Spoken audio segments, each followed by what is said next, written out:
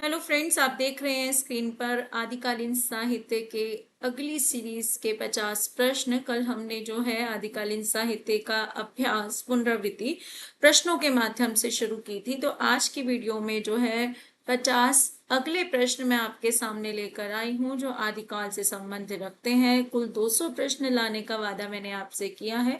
तो आदिकालीन साहित्य पर आधारित 50-50 प्रश्नों की आगे दो और सीरीज आपके सामने आने वाली है। तो दोस्तों, मैं गीत अरोड़ा स्वागत करती हूँ आपका अपने यूट्यूब चैनल पर हिंदी ज्ञान बाय गीत अरोड़ा। यहाँ हम तैयारी कर रहे हैं हिंदी साहित्य की टीजीटी पीजीटी हिंदी के लिए। चाहे आप किसी भी स्टेट से जो है एग्जाम दे रहे हो, थ्योरी क्लासेस में पहले ले चुकी हूँ आदिकाल की। अब जो है पुनरावृत्ति के माध्यम से, प्रश्नों के माध्यम से पुनरावृत्ति करते हुए आगे बढ़ रहे हैं। तो चलिए शुरू करते हैं। सबसे पहला प्रश्न जो हमारे सामने है कि हिंदी का सबसे प्राचीन छंद कौन सा है। तो दोस्तों, हिंदी का सबसे प्राचीन छंद माना जाता है दोहा। क्यों माना जाता है? क्योंकि सरहप्पा ने जो है, सरहप्पा की रचनाओं में जो है इस दोहे का जो प्रयोग हमने देखा है, जिसे इनकी रचनाओं के संग्रह को क्या बोला जाता है? दोहा कोश बोला जाता है। तो इन्होंने जो है दोहे का अपनी काव्य में जो है प्रयोग किया था।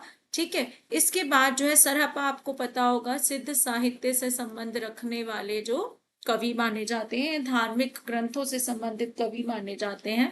ठीक, इनका जो है हमें और क्या याद रखना है? इनकी भाषा याद रखनी है कि इनकी भाषा संध्या भाषा कहलाती है, जो अंतः साधनात्मक भाषा कहलाती है, जो आगे चलकर जो है किस रूप में परिवर्तित हुई? गोरखनाथ के समय में उलटवासियों के रूप में, या कबीर आदि ने जो है इसे उलटवासियों के रूप में प्रयुक्त माना है।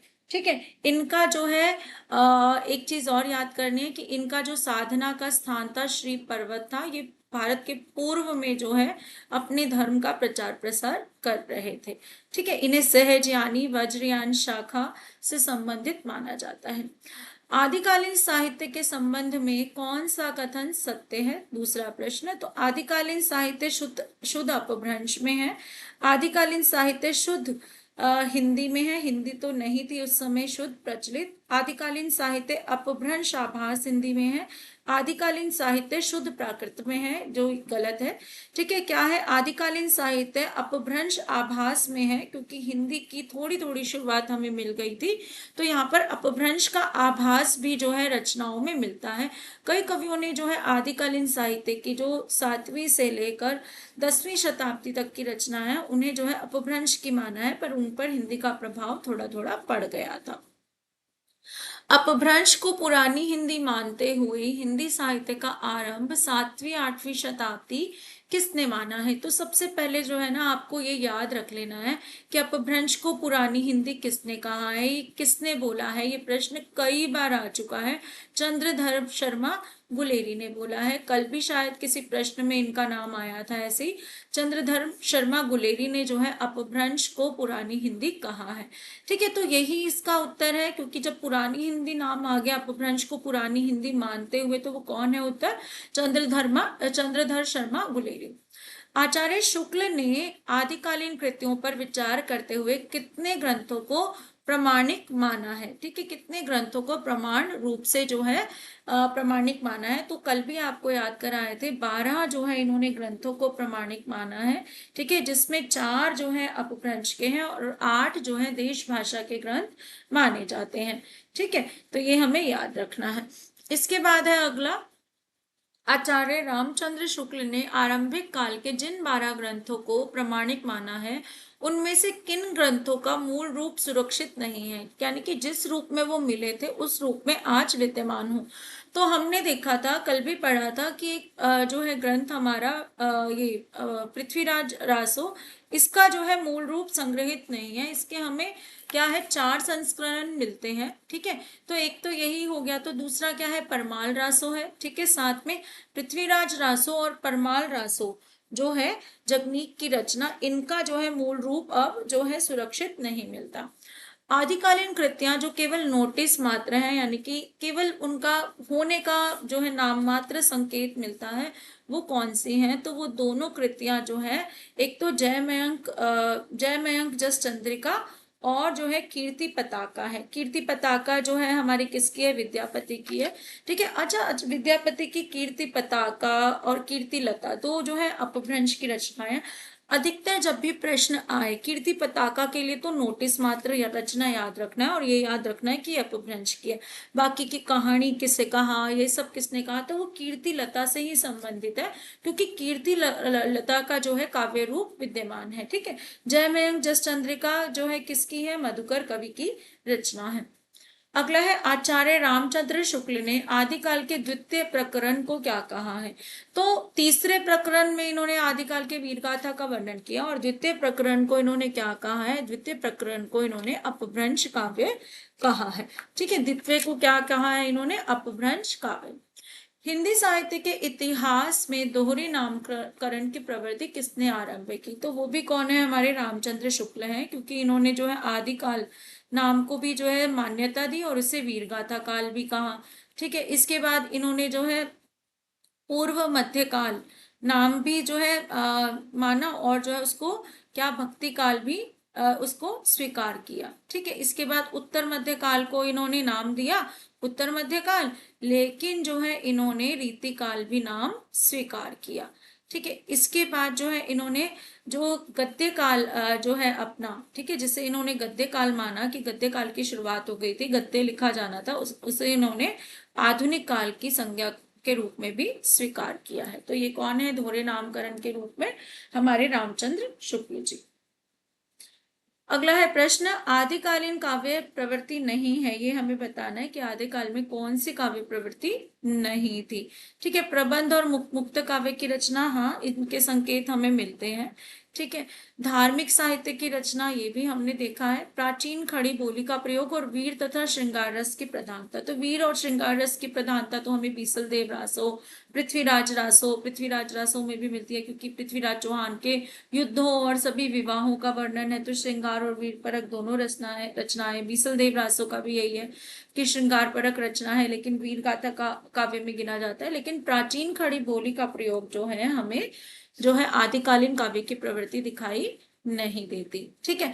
अच्छा, एक जो है दोबारा से यही है, आदिकालीन काव्य में किस प्रवृत्ति का अभाव है? तो यहाँ पर एक और इसके आधारित प्रश्न है, क्या है? भक्ति भी थी, बात जैसे सिद्धोनाथों में हो गए, श्रृंगार रचना भी थी, प्रकृति चित्रण भी था। ठीक है। लेकिन क्या नहीं था? राष्ट्रीय चेतना नहीं थी। इनमें से हिंदी साहित्य का इतिहास किसने नहीं लिखा है? ठीक है। अच्छा, तो डॉक्टर नगेंद्र ने जो है हिंदी साहित्य का इतिहास का संपादन किया। हिंदी साहित्य का इतिहास का क्या किया है? केवल संपादन किया है। ठीक है। सॉरी, इतिहास का क्या किया है? केवल संपादन किया है।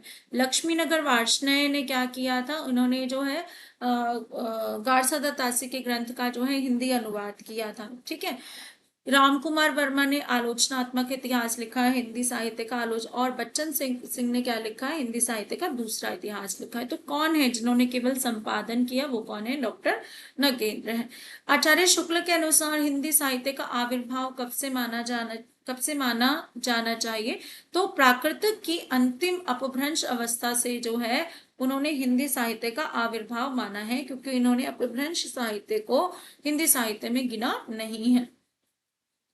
अपभ्रंश के प्रथम महाकवि कौन माने जाते? तो सर्वसम्मति से जो है स्वयंभू को जो है अपभ्रंश का जो है प्रथम महाकवि माना जाता है। ठीक है। इनके बारे में क्या है कि ये अपभ्रंश के वाल्मीकि, व्यास, अपभ्रंश के कालिदास, इनको इन नामों से पुकारा जाता है। पौंग जो है इनकी प्रसिद्ध रचना है, जिसमें राम कथा का वर्णन है। इसे जैनी रामायण भी कहते हैं।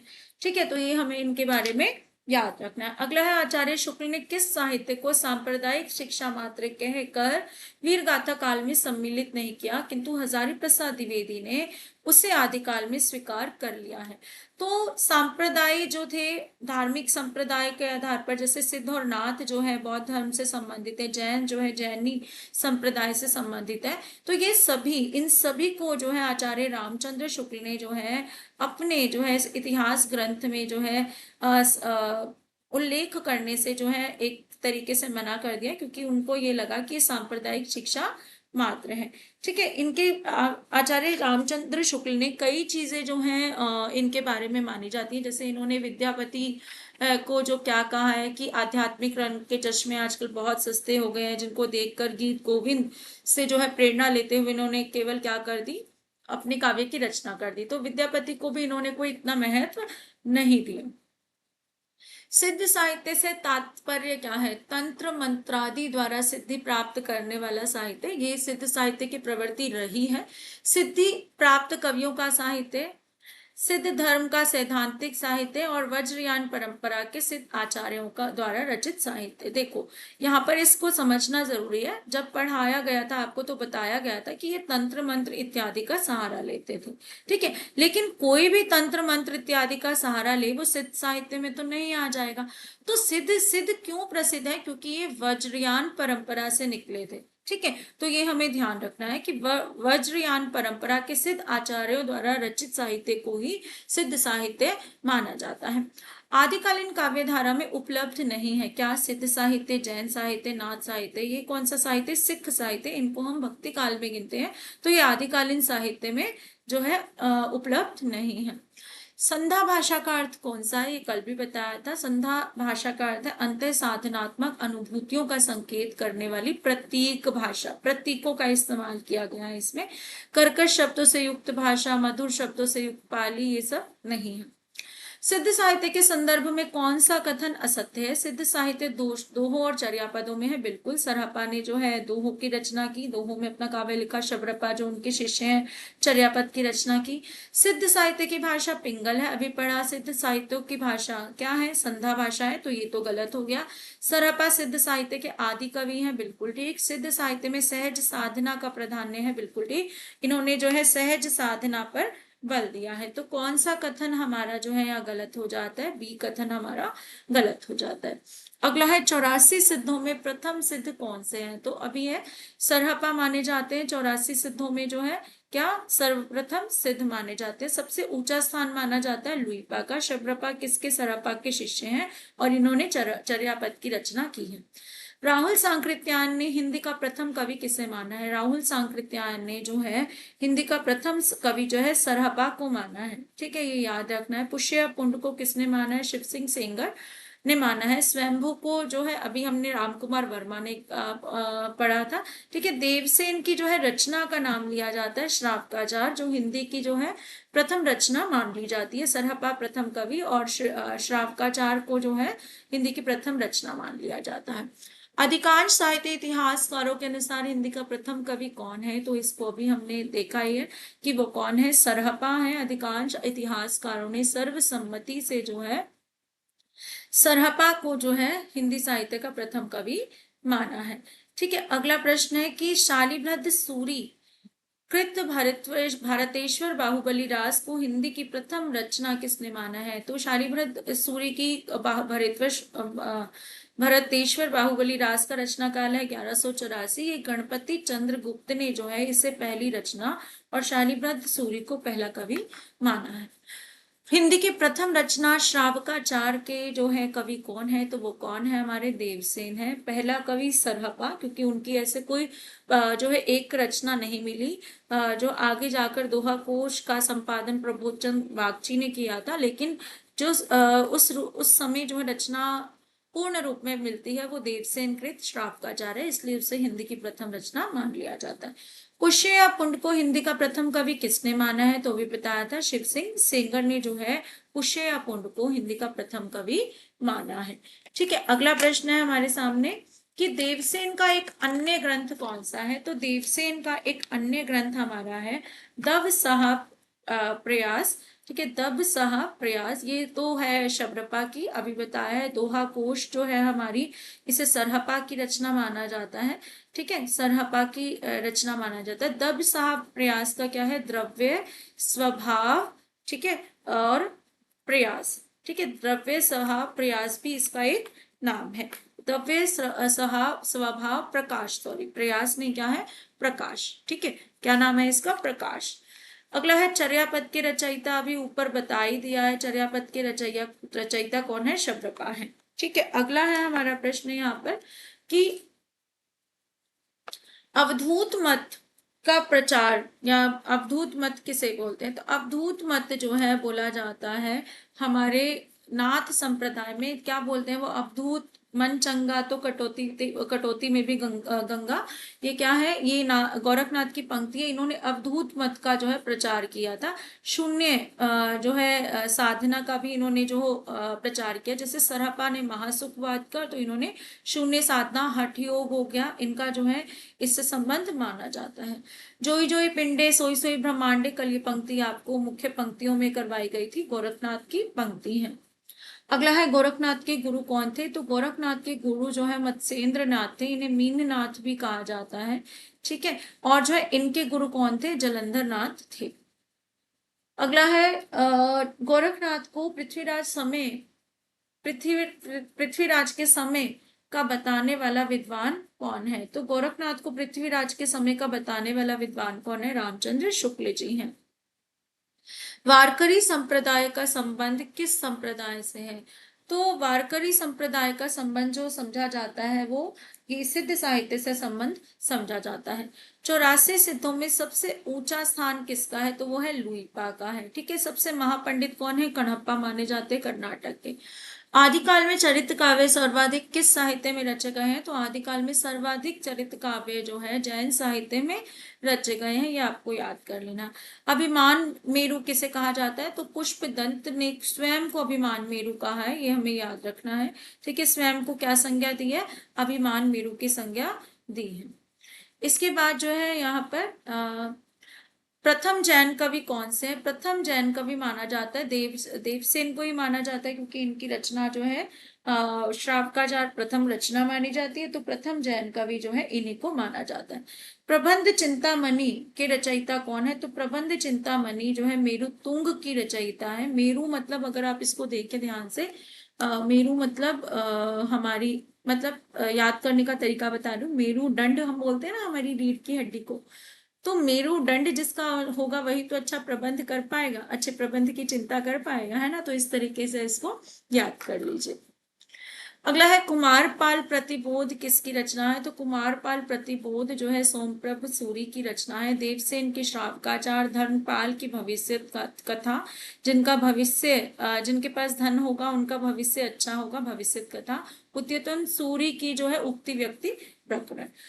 अपभ्रंश में दोहा काव्य का आरंभ किससे माना जाता है? देखो, एक तो है कि सरहपा ने दोहों का प्रयोग किया अपनी रचना में, बिल्कुल ठीक, अपभ्रंश काव्य में। लेकिन इसका शुरुआत किससे मानी जाती है? तो जोइंदुकृत परमात्मा प्रकाश तथा योगसार में जो है दोहा काव्य का आरंभ माना जाता है। रेवंत गिरी रास के रचयिता कौन है? तो रेवंत गिरी रास के रचयिता कौन है? हमारे विजयसेन सूरी है। अपभ्रंश के भाषिक और व्याकरणिक रूप का और सुव्यवस्थित विवेचन किसने किया? तो अपभ्रंश के भाषिक और व्याकरणिक रूप, देखो हेमचंद्र ने लिखा था व्याकरण, ठीक है। तो यही है इसके कि अपभ्रंश के व्याकरणिक रूप का, अपभ्रंश का व्याकरण लिखा था ना, तो इन्होंने ही जो है अपभ्रंश के व्याकरणिक और भाषिक रूप का सही विवेचन किया है, ठीक है। सिद्ध हेम शब्दानुशासन इनकी रचना थी। अच्छा, सिद्ध हेमचंद्र शब्दानुशासन के रचनाकार कौन से? अभी बताया हेमचंद्र है, जिसे सिद्ध हेम के नाम से भी जो है जाना जाता है। आसु कवि की रचना क्या है? चंदन बाला रास है, ठीक है। इसे चंद्रबाला रास या चंदन बाला रास दोनों नामों से पुकारा जाता है। नायिकाओं के नक्शिक का वर्णन जो है कौन सी रचना में मिलता है? देखो, अब्दुल रहमान कृत संदेश रासक जो है प्रथम धर्मेतर रास ग्रंथ माना जाता है। धर्मेतर क्यों बोला जाता है? क्योंकि मुसलमान कवि द्वारा रचित है। एक मुसलमान कवि द्वारा जो है हिंदी काव्य लिखा जाना, तो इसे धर्मेतर रास ग्रंथ कहा है। और अब्दुल रहमान कृत रचना संदेश रासक एक खंड काव्य है, जिसमें विक्रमपुर की वियोगनी का जो है हमें वर्णन मिलता है। असायतकृत हंसावली जो है हमारी संत काव्य सूफी काव्य से संबंधित रचना है। कुशल लाभ कृत ढोला मारूरा धुआ में जो है मारवड़ी और जो है ढोला की कथा वर्णित है, जिसमें दोनों के बचपन का विवाह हो जाता है, जिसको मैंने बताया था। तो नायिकाओं के नक्शिक का वर्णन जो है रोड़ाकृत राउंड वेल में है, जो एक शिलांकृत कृति है और चंपू काव्य माना जाता है। इसमें अंतःपुर में रहने वाली नायिकाओं के नक्शिक का वर्णन है, ठीक है। 7 बोलियों के जो है शब्दों का प्रयोग भी इस में मिलता है।